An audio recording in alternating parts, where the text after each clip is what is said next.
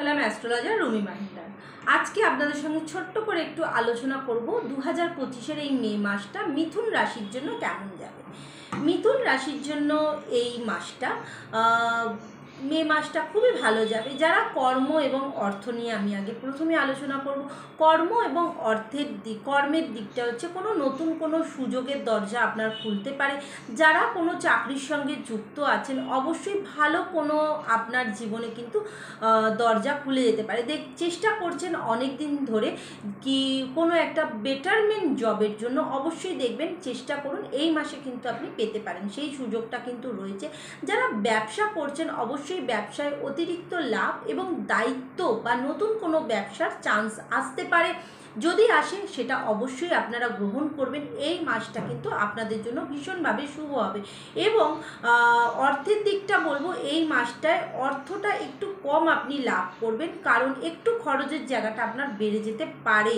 কোনো না কোনো কারণবশত পরিবারের জন্য হোক কিংবা আপনার ব্যবসার জন্য হোক, নতুন কোনো ব্যবসা খুলতে গেলেও কিন্তু আপনার খরচের জায়গাটা বাড়বে।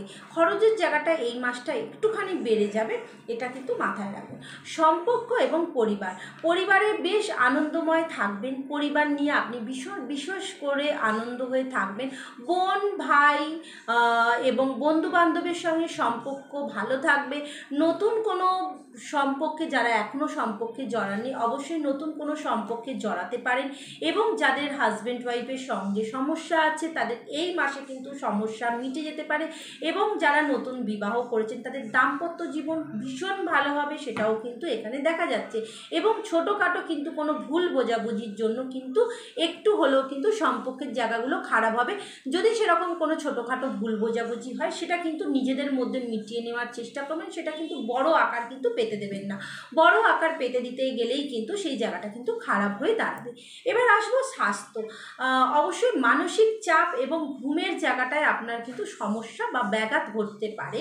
মানসিক চাপ কিন্তু এই মাসে আপনার ভীষণভাবে বেড়ে যাবে এবং ঘুমের জায়গাটাও কিন্তু দেখবেন একটু ব্যাঘাত ঘটেছে। কাজের চাপের জন্য পরিশ্রম প্রচণ্ড বাড়বে, যার জন্য কিন্তু শরীরটাকে ক্লিন রাখাটা খুব দরকার এবং শরীরের প্রতি যত্ন নেওয়াটা খুব দরকার। ঠান্ডা সর্দি কাশি এবং স্কিনের কোনো না কোনো সমস্যা কিন্তু এই মাসে হতে পারে। এবং বলবো যে এই মাসটা একটু হলেও একটু সতর্ক থাকবেন, আপনার হেলথটা একটুখানি কিন্তু সমস্যা দেবে।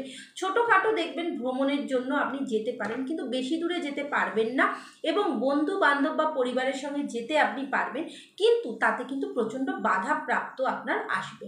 এবং শুভ যদি বলেন দিন, তাহলে বলবো 6, 11, 19, 28 এই দিনগুলো আপনার জন্য ভীষণ শুভ। যদি কোনো কাজ করতে চান এই দিনগুলো করবেন এবং সতর্ক থাকবেন। কোন দিনগুলো? 9, 14, 23 এই দিনগুলো একটু সতর্ক থাকবেন। যদি কোনো ভালো কাজ হয় এই দিনগুলো কিন্তু এড়িয়ে যাবেন। আরেকবার রিপিট করে দিই, শুভ দিনগুলো 6, 11, 19, 28 এই দিনগুলো আপনার জন্য ভালো। কোনো যদি শুভ কাজ করতে চান তো এই দিনগুলো করতে পারেন। আর কোনো রকমভাবে সতর্ক থাকবেন কোন দিনগুলো?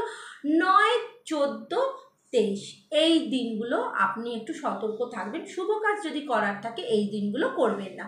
সবাইকে বলবো যারা ইউটিউব থেকে দেখছেন অবশ্যই চ্যানেলটাকে সাবস্ক্রাইব করে নেবেন এবং যারা ফেসবুক থেকে দেখছেন অবশ্যই ফলো করে রাখবেন, তাহলে নতুন কোনো যেগুলো আমি ছাড়বো সেগুলো আপনাদের কাছে নোটিফিকেশন পৌঁছে যাবে। ভালো থাকবেন, সুস্থ থাকবেন, সবাইকে নমস্কার।